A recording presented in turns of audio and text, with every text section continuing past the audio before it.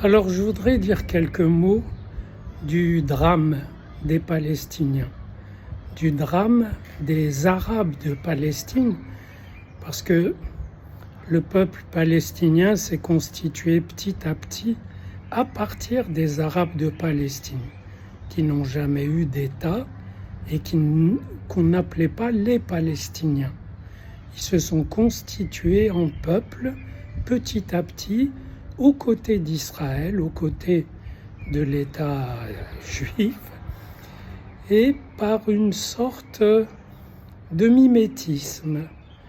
Je m'explique, et on a souvent dit d'ailleurs, les vrais juifs maintenant c'est les Palestiniens, les juifs eux sont des nazis, ou même si on ne le dit pas, ce sont des colonialistes, ou même si on ne le dit pas, ils n'ont plus cette connotation de juifs persécutés qu'ils ont eu pendant 2000 ans.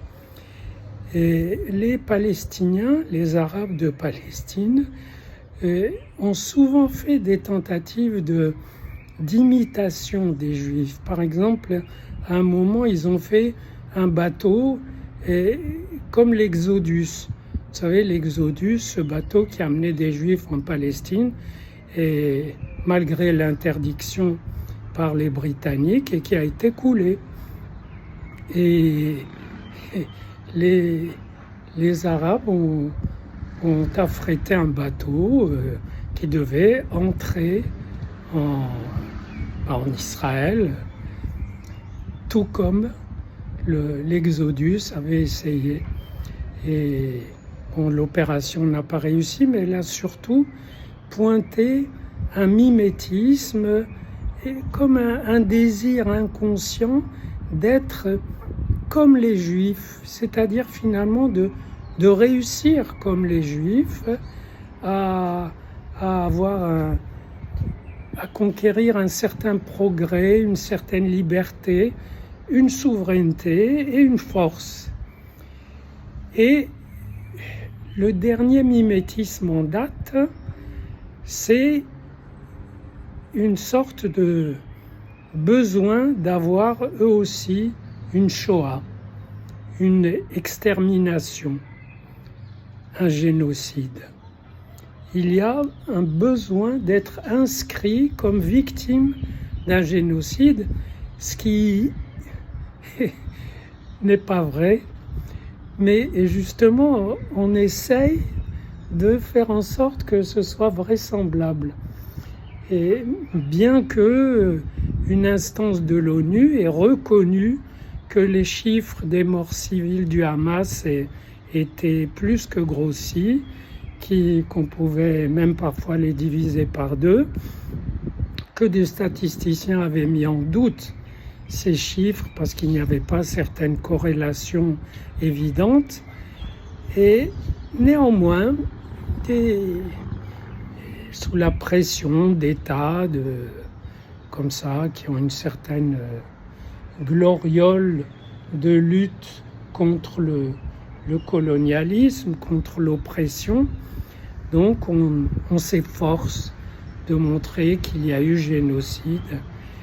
Et il y a un autre, évidemment, j'ai même lu chez des écrivains, je crois qu'il y avait un écrivain à un moment, Saramago, qui était dans un voyage d'écrivain du côté de Ramallah, et qui a écrit textuellement que Ramallah c'était Auschwitz. Et ça paraissait surréaliste, mais on peut voir la réalité à travers son fantasme, et il avait absolument ce fantasme que les vrais juifs qui mènent une lutte libératrice, ce sont les Palestiniens, et qu'à Ramallah on les extermine, comme dans les chambres à gaz. Alors il y a aussi un autre élément de mimétisme, c'est l'apartheid. C'est clair que les Arabes en Palestine ou en Israël ne sont pas en condition d'apartheid. En Israël, ils ont pratiquement tous les droits, sauf celui de porter les armes pour des raisons évidentes. Si ça leur prend, si la pulsion d'Allahu Akbar les prend et qu'ils tirent dans le tas, ça peut être un massacre. Et ils n'ont pas non plus le droit d'acheter en quantité importante des terres, parce que les capitaux du Qatar et de l'Arabie pourraient acheter une bonne partie de la terre promise. Mais il y a cette idée d'apartheid. Ceux qui sont en Cisjordanie ne subissent pas l'apartheid parce que ce sont des combattants. Ils mènent une guérilla qui est juste contre Israël, qui lui mène sa guerre aussi. Et c'est un territoire qui est en guerre. Il n'est pas installé dans l'apartheid. Les mesures que prennent des militaires pour confiner des Palestiniens en Cisjordanie parce qu'ils soupçonnent des groupes du djihad, c'est pas de l'apartheid, c'est de la guerre. Mais en revanche, même là, il y a un mimétisme inconscient, parce que les Juifs dans le monde arabe ont vécu dans un état d'apartheid. Ils avaient un statut spécial, un statut de second ordre. Ils pouvaient être humiliés, parfois massacrés. Pas souvent, mais c'est arrivé un certain nombre de fois. Et on pouvait dire, quand on avait prononcé le mot juif, on pouvait dire hachak, qui veut dire sauf votre respect. Tellement c'est un statut inférieur. Mais c'est un statut qui a permis aux Juifs de survivre en terre arabe. Et c'est un statut qui a été conquis par les Juifs de Khaïbar qui ont été massacrés par Mohammed et qui, les rescapés, l'ont supplié de leur laisser la vie sauve moyennant impôt. Et ils ne savaient pas que ça allait permettre aux Juifs dans le monde musulman de survivre parce qu'ils étaient protégés par la loi islamique. Ils avaient un statut, ce que n'ont pas les Juifs d'Israël ou des territoires. Ils n'ont pas de statut dans la loi islamique. On comprend donc que les forces du Hamas, quand elles ont envahi Israël et appliqué le djihad, elles ont massacré à tout bout de champ, sans limite, parce que c'est ce que prévoit le djihad, c'est ce que prévoit la guerre sainte. Non, le drame du peuple palestinien, c'est que il ne s'est constitué comme peuple qu'à l'imitation des Juifs. Même les Arabes de Palestine n'ont commencé à affluer qu'à mesure que les Juifs arrivaient de différents coins d'Europe et du monde arabe. Sinon, il n'y avait pas, c'était une province ottomane qui n'avait certainement pas un statut d'État et où il y avait assez peu d'Arabes.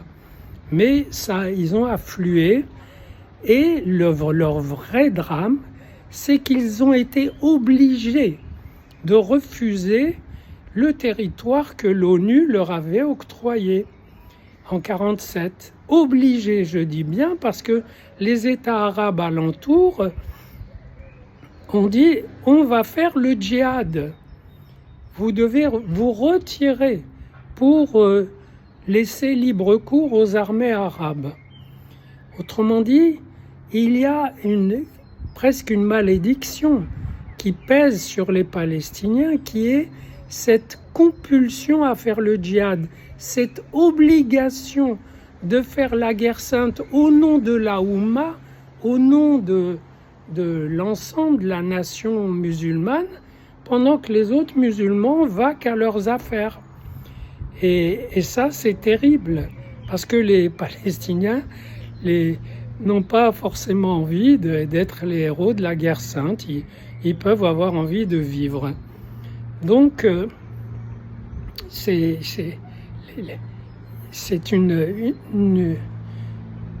une charge sacrificielle qui pèse sur eux au nom du djihad, c'est-à-dire au nom de la haine coranique envers les juifs et les chrétiens. Et là, c'est spécialement envers les juifs. Je vais vous l'expliquer. Alors, je dis souvent que le Coran a une vindicte très profonde contre les juifs. Je dis vindicte pour ne pas dire la haine, parce que c'est plus violent, mais vindicte, ça veut dire un désir de vengeance. En tout cas, il leur lance une malédiction, ainsi qu'aux chrétiens, ça s'appelle les gens du livre.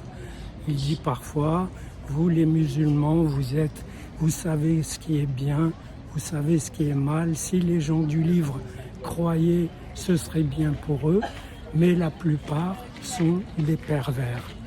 Il dit aussi que les juifs et les chrétiens, il ne faut pas prendre ses amis parmi eux quand on est un bon croyant. Et surtout, il demande aux vrais croyants, les plus zélés, de les combattre et notamment les juifs, de les tuer quand c'est possible. Il reprend des histoires de la Torah et de la Bible et il les fait tourner et conclure contre les juifs. Par exemple, l'épisode du veau d'or, qui dans la Torah se termine par le pardon de Dieu aux juifs qui ont adoré cette idole. Il est repris dans le Coran et Moïse dit à Allah, éloigne-nous de ce peuple pervers. Donc il y a tout du long une vindicte, une antipathie très violente qui se traduit par cette malédiction qui lance aussi contre les Juifs qui ont écrit la Bible en disant « malheur à eux pour ce que leurs mains ont écrit ». Je pense qu'ils leur reprochent d'avoir écrit l'histoire de leur peuple et de ne pas avoir mis Ismaël en avant, ça peut se comprendre. De même, quand il a proposé son message aux Juifs d'Arabie, ils l'ont refusé en disant « ce que tu nous apportes, nous l'avons déjà ». Ce qui est une façon de dire pourquoi on va prendre la copie alors qu'on a l'original. Autre façon de dire qu'ils trouvaient que c'était un plagiat et que eux avaient le texte. Mais lui considère qu'ils ont faussé le texte, mais sans dire par rapport à quelle version. C'est-à-dire en fait à la sienne qui date du 7e siècle après Jésus-Christ. Alors le malheur, c'est que cette malédiction se transmet aujourd'hui et que les militants du Hamas ou les autres la mettent en acte contre les Juifs au nom d'Allah et au nom du Coran.